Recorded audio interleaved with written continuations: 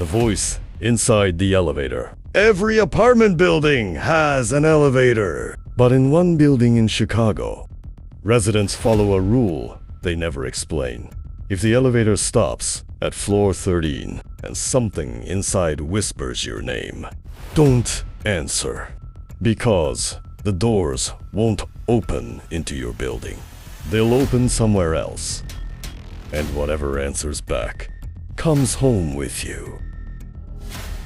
Daniel moved into apartment 804 after getting a new job. Cheap rent.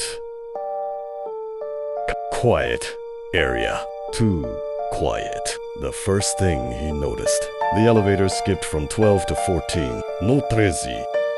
When he asked the manager, the man smiled too quickly. Old buildings have superstitions, he said. But the residents, they didn't smile. They avoided eye contact. Like they already knew something Daniel didn't. For a week, nothing happened until one night. 午前2時13分, rain hitting the windows. Daniel stepped into the elevator, pressed 8. Doors closed. Lights flickered. Then the elevator stopped. A soft voice whispered, Daniel. His blood ran cold. He was alone. Then it came again. Closer this time. Right behind him. Daniel, you forgot me. Slowly. He turned. No one.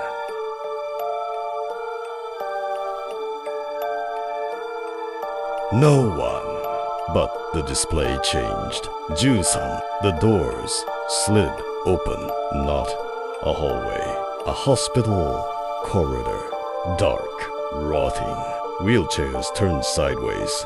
4 stands swinging slowly, like something had just walked past them. And at the far end, a little girl. Standing still, face hidden behind wet black hair. She spoke without moving. You aren't supposed to leave me. Daniel's hand slammed the close button. Nothing. The doors stayed open. The girl took 1 step forward, then another. Then the elevator lights went out. Pitch black. And right next to his ear, say my name so I can come with you.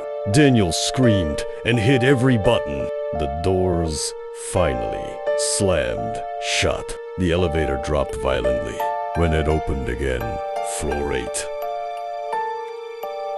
Normal. Silent. Empty. The next morning, Daniel checked CCTV.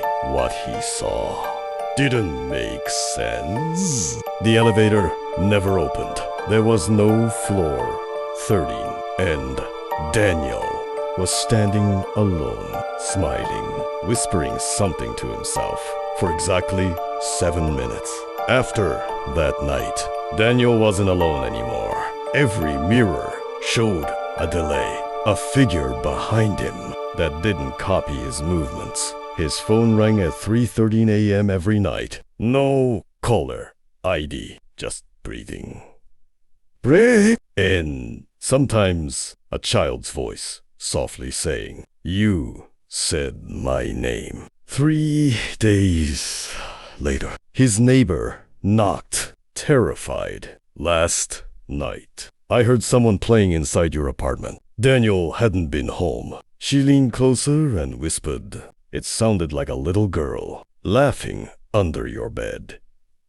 That night, Daniel packed everything. Didn't turn back. Didn't use the elevator. He took the stairs, ran out, got into a taxi. The car drove away. He looked up at the building. Every window was dark, except one. Between floor 12 and 14, a shadow stood there, watching, smiling. 6 months later, a new tenant moved into apartment 804. First night.